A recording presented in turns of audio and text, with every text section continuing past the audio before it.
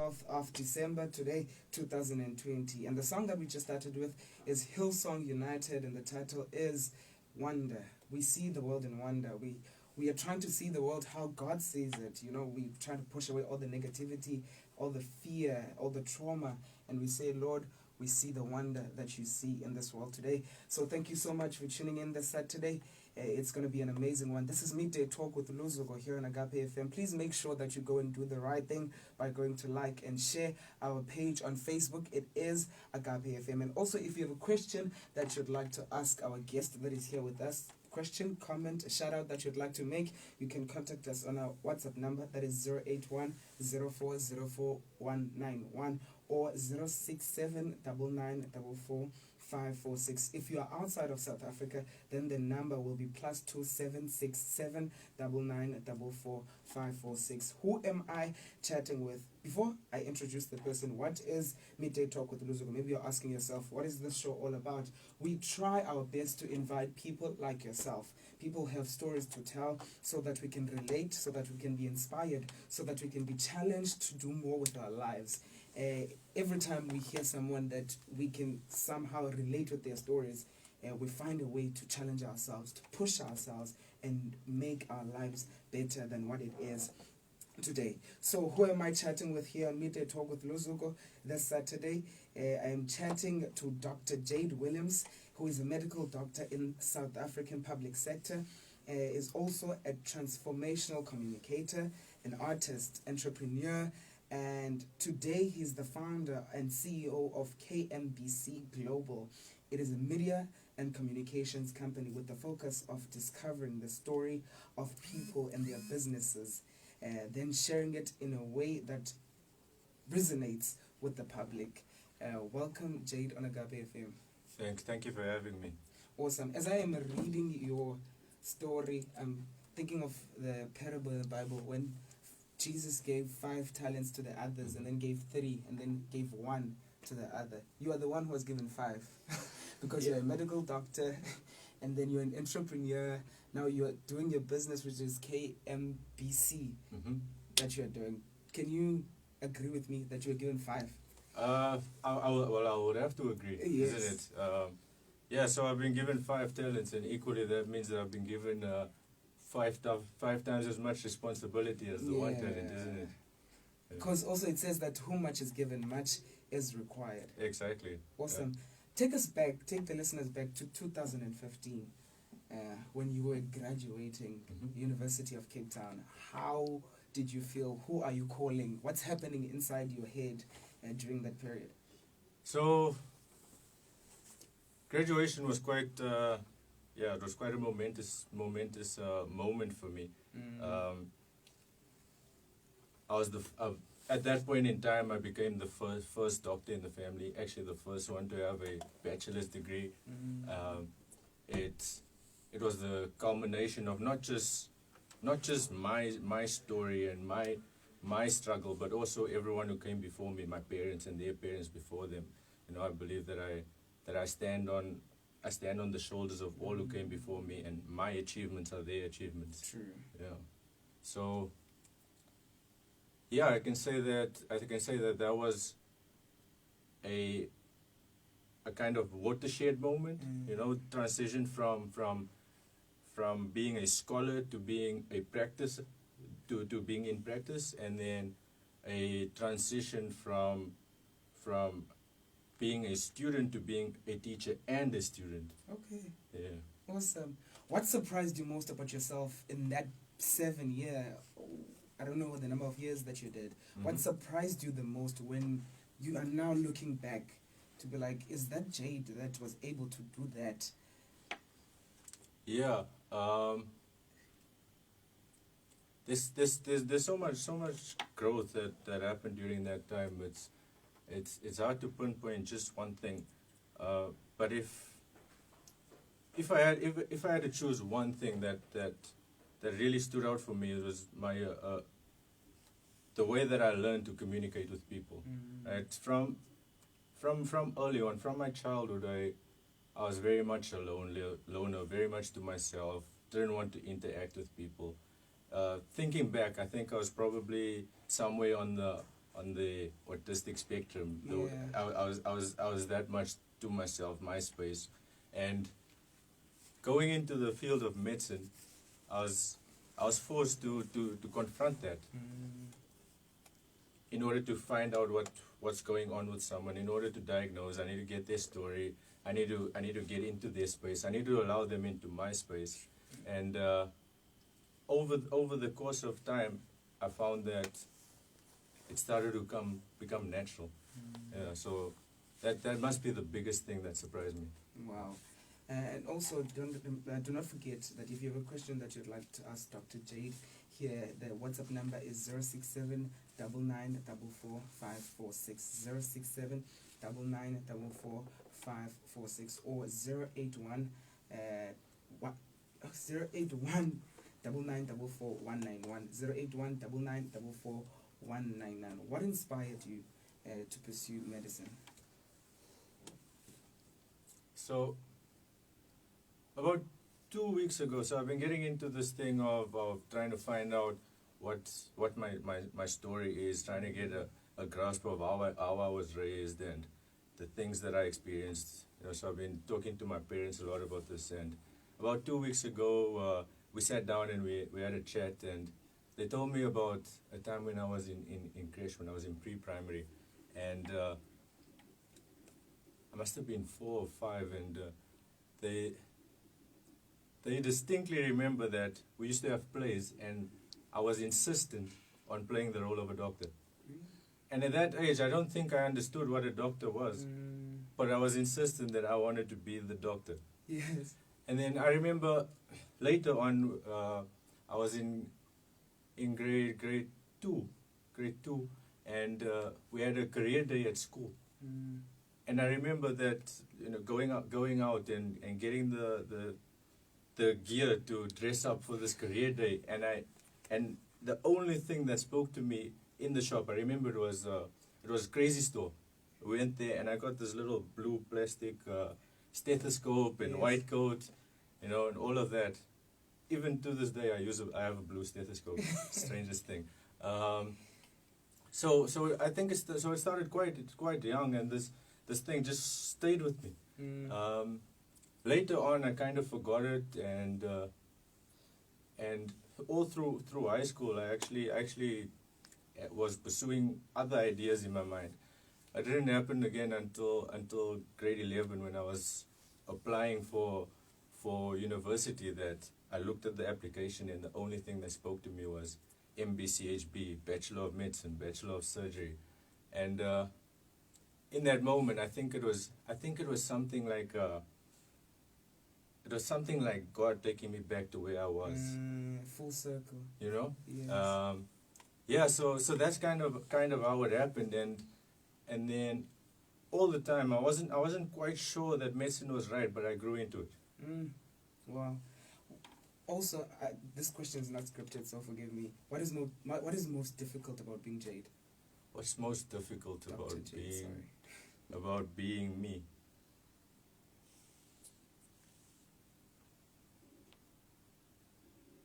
I suppose it's the knowledge that I have this responsibility on my life, and knowing that I actually have to make it happen, because the consequences are too great. Yeah. So I think it's the burden. It's the It's the burden of having all of this on me. Sure. The burden of having everything and knowing that you have to bring this to life. God has given you this, and you need to make it happen. Exactly, the burden of the vision.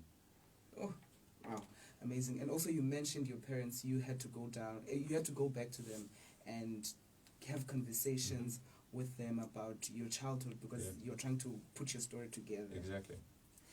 What's the thing, or one thing, that you took from them not having to say, Jade, learn A, B, C, and D, but you watching their lives as you were growing up, that it is now working for you as Dr. Jade?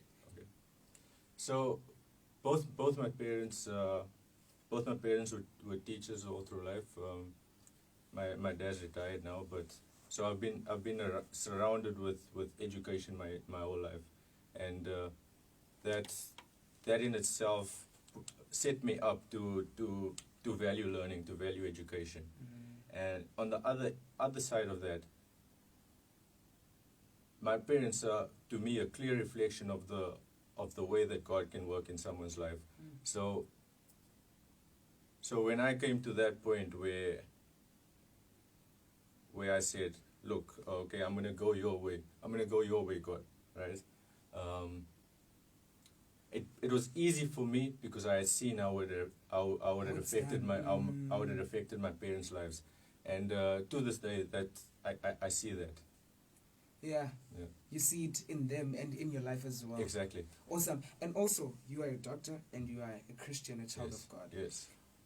How do you draw the line of allowing God to work and move in your life, and using your intellect and using your own wisdom and using the education and using your ideas? How do you draw that line to say, okay, now let me trust God, let me allow God, this is Him, has to move this way, or now I have to use the wisdom that He has given me? I don't think there's a line. I think both processes happen simultaneously. It's more like, because I have this channel to something higher, to something greater, that it allows my knowledge to work deeper. It's something more like that. Yeah, not so much that my knowledge is on one end and God is on the other end, because God is all knowledge, so my knowledge is Him anyway. It comes from, okay, now I understand. Yeah. It makes sense. Because some people, they are smart naturally, so they will study, and if they pass and get an A or an A+, they will say, it's me, I worked hard, this is my doing. And they will not give it to God and say, okay, God has given me the grace to remember what I've studied. So that's what I was trying to get to. I see. Look, at the end of the day, I've been created a particular way. I've been put together a particular way, and the combination of elements that make up me is what allows me to pick up things quickly, to have this ability to learn. So it all boils down to the source. Right? It all depends on how far back you take it. Right? Because I can remember a time when maybe I didn't know as much as I think I do. Yeah.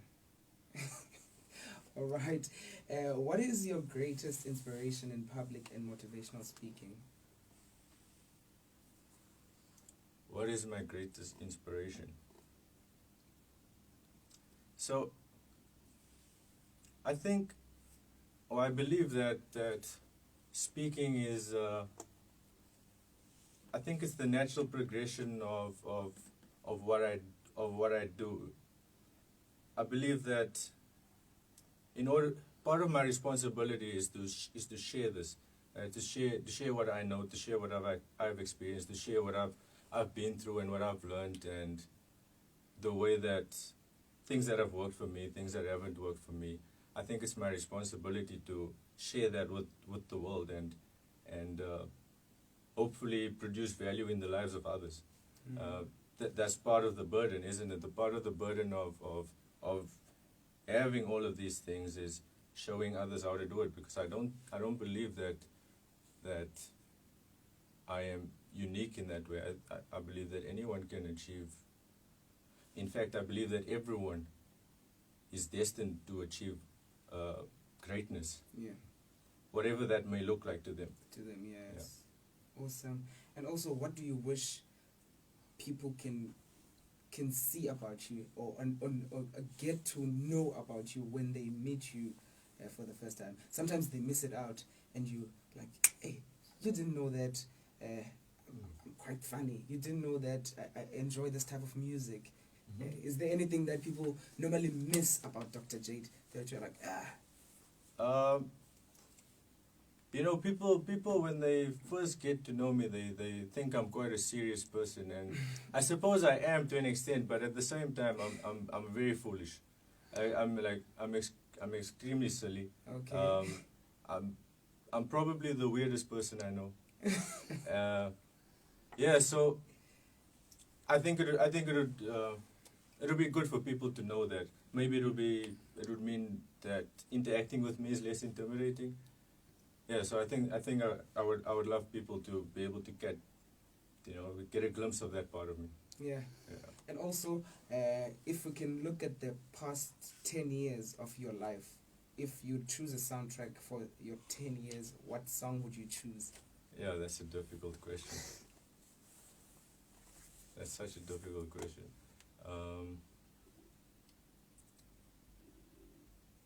It would have to be something like Stairway to Heaven or Bohemian Rhapsody, something that starts very mellow and kind of Build. escalates, and in the end it's like standing on a mountain Is it a and classical seeing. song? No, Okay. no, neither of those are classical.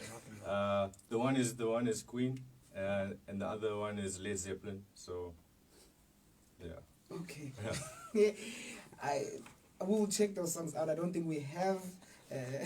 No. That I wouldn't expect you to. Yeah, that's Dr. Jade's playlist. So don't expect us to play that. Maybe we'll play it next week. I don't know. As I said earlier on, that if you maybe want to ask him a question regarding his profession, regarding his life, you can send us a text on 067 9944 546 067 9944 546. I was asking about you being a motivational speaker. This is also another follow-up question. What does it contribute to your sense of accomplishment and fulfillment? Yeah, so one of the reasons why I exist, I think the biggest reason why anyone has gifts and talents is to serve them. So doing the speaking and going through the communications, doing workshops and these types of things is a way of me sharing the fruit of my labor. I've always liked this analogy of trees, fruiting trees in particular. A tree grows and it gets big, and then eventually it bears fruit, and if it's treated well, it bears much fruit. Yeah. But that tree never eats its own fruit. The fruit is meant for everyone else, isn't it? And in a way, when that tree shares its fruit, the essence of the tree, which is in the seed, goes with it. It goes with the one who's eating the fruit. Yeah. So in that way, they kind of propagate, they kind of spread this growth of theirs. Yes. They spread the essence of who they are into the world. Sure. Wow. And also, you're talking about a burden that you have, that you believe, and the gifts and you serving others. Mm-hmm. Do you quite often take time to look back at what you've achieved? And are you good at that? Is it something that you do, that you sit and look back and be like, okay, I've done so much, and... So I do that. I reflect early in the morning and late at night every day. Most of the time, what I'm reflecting on is not so much what have I achieved, although I do make a habit of affirming to myself that I'm proud of what I've done, because I think that's important. But I also look back and try to see where there's room for improvement. What are the little things on a daily basis that I can improve on? What are the little interactions that I have with people where I'm probably not doing as well as I could? When am I getting irritated when I shouldn't? Yes. Yeah, and then trying to work on those little things, because I think those little things accumulated over time is what produces greatness. What could you be better at? What could I be better at? There's so many things I could be better at, but one of it is to speak less and listen more.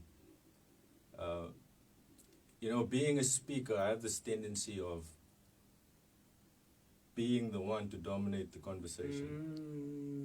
But sometimes I need to be the one that just sits, settles, and listens.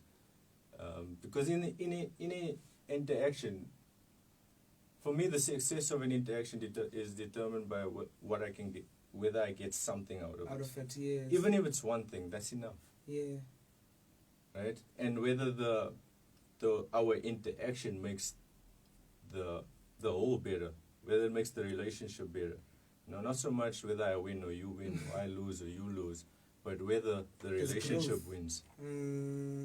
So you need to speak less and listen more. Definitely. I was even having a conversation with my friends, and I said that we have a tendency, when someone has gone through something and they are sharing their story, we want to jump in and say, me too, I also went through the similar thing. And I said, it's not necessary, you can wait, we'll listen to you next week. Allow us to listen to their story and to take whatever we need to take. So I would take it even further than that, right? Because when I listen to, say, your story and I try to insert my own story into there, I'm not so sure if I'm really listening or at what level I'm listening to you at.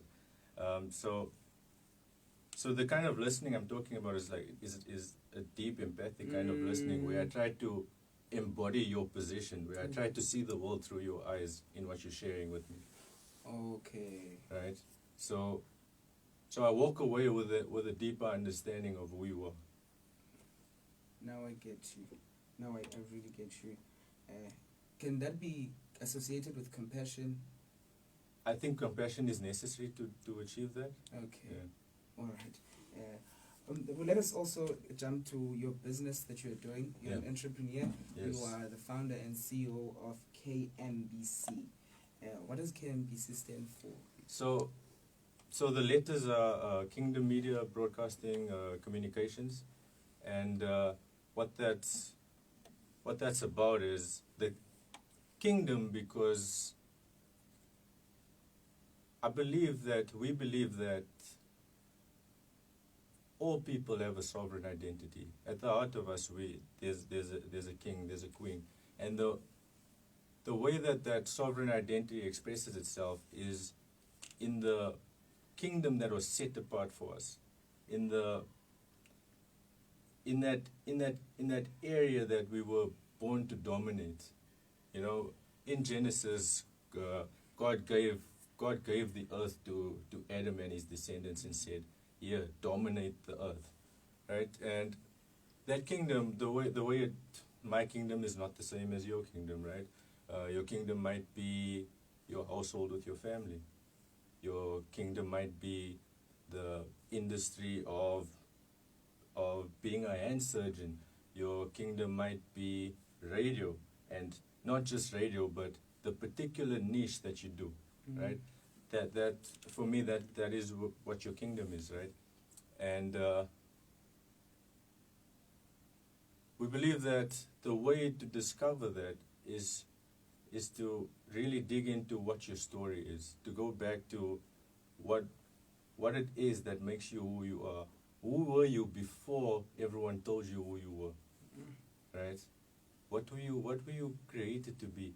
And then taking that story and communicating it to the world, like formulating it and articulating it in a way that you can actually push what's inside of you out. Yeah, so that's the essence of it. That's what I mean by discovering your story and then communicating it. That's kingdom. That's the business that you're doing. Yes. And that's what you do. When did it start? So this particular business was registered in January of this year. So it's fairly new. Although the concepts and the ideas have been building over decades. Oh, okay. So if you're taking people's stories, I'm trying to understand.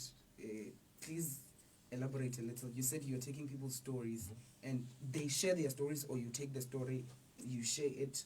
So what I've found is that most people are living someone else's life, right? And what we try to do is So we work with individuals, and then we work with businesses. So what we're talking about now is some of the things that we do with individuals, right? So what we do is we have sessions where we talk, and we dig into why they do the things they do, what they love, what they don't like, what they're good at, what they're really not good at, what they're good at and they love, what makes them laugh, what makes them cry, and through that process of facilitating them down this path and down these journeys through their memories, getting them to discover what it is that their story is, right? Because it's your story. You're the one who knows it, even if you can't express it right now. And my job is just to help you to see it. Okay. To help you down that path. Oh yeah, all right. Right? And then to help you express it in a way that people can grasp. Okay. Right? So that's what we do with KM. Yes, so that's what we do from the with people, yes. Right? And then we work with businesses, right? So in the same way, businesses have a story to tell, right? And oftentimes their story is lost on the public, or even on the employees, on people who they interact with, or they are unable to communicate it well. And so what we do is we go and we find the essence of that story, and we communicate it in a way that makes sense to the people who need to hear it, right? So it's about what the story, what the communication is, the way that you communicate it, and the way that it's going to be received, right? So that might be one a communications campaign. It may be the whole story of the business and the trajectory of it forward into its future. You know, discovering why your business exists and where it's going. And it may just be that you have a particular project that you need a communications plan for. Yes. Yeah. Sure. Is this idea coming from a personal level where you are like, I feel like people need to know what's inside of me? Is it where it's birthed? So,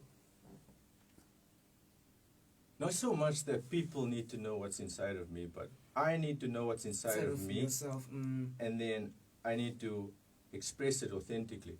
Oh, okay. Right? And basically, I want to have integrity in my thoughts, in my actions, in my person, right? I want every part of me to be congruent, and then I want to take the essence of me and spread it into the work that I do. Yes. You know, I want to leave my spirit in everything I touch, right? And in order to do that, I have to be me. Not what the world has made you. Exactly. Not the imitation that I saw watching my parents growing up. Not the expectations that my neighbor put on me.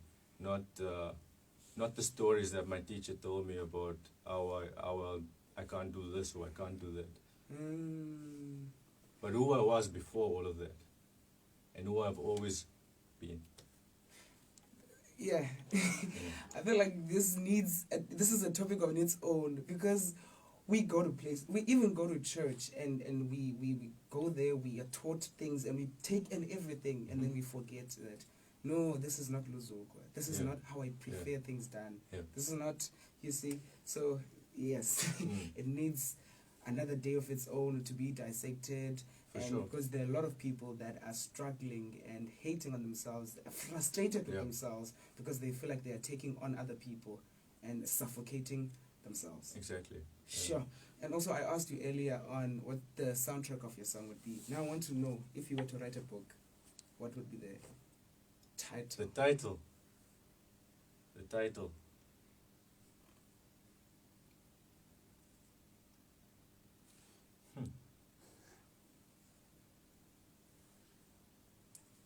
I've been thinking about this idea of writing a book. I've actually doodled a little bit, written a couple of things, and the one part that seems to elude me is a title.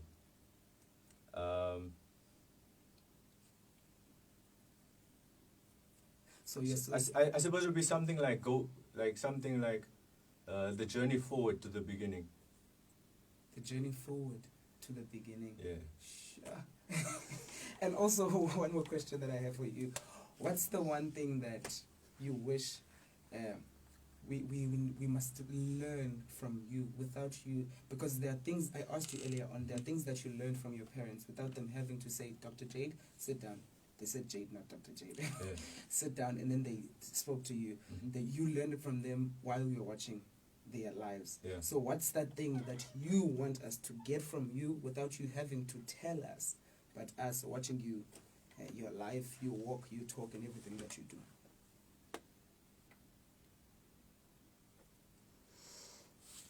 Who you are is everything you need to be. Yeah. Who you are is everything. It's everything. So be you. Yeah.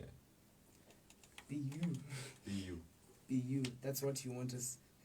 Yeah. So to be you, you got to find you, right? Yeah. Yeah. And it's a journey. Exactly. It is a journey. I heard there was an interview that I was watching earlier on. So this is a parent. She was asked, "Do you take some time off to relax, eat what you want? Yeah. Do you even know how you like your egg? Because you have kids and they prefer scrambled egg, Mm. you will make scrambled egg and you will eat it because that's how they prefer it." And she was saying that it's important to switch off and just do me, Yeah. what I want. Yeah. So be you and do you. Dr. Jade, thank you so much for your time. It was a pleasure. Thank you. I just hope I was able to add some value to someone's life. Yeah. You did. You sure did. I'm sure people that are listening are asking themselves questions. They are going back. It's like, who was I before I got introduced to these lot of things that I'm now doing that I don't even like? So you've challenged us. You've made us to ask ourselves some questions, very important questions. So thank you so much for that. Thank you also, you listener of Agape FM. This is Midday Talk with Luzuko. We do this thing from Monday till Saturday from 1 p.m. Thank you so much for tuning in. It's always a blessing to have you. Do not forget to go and like and share.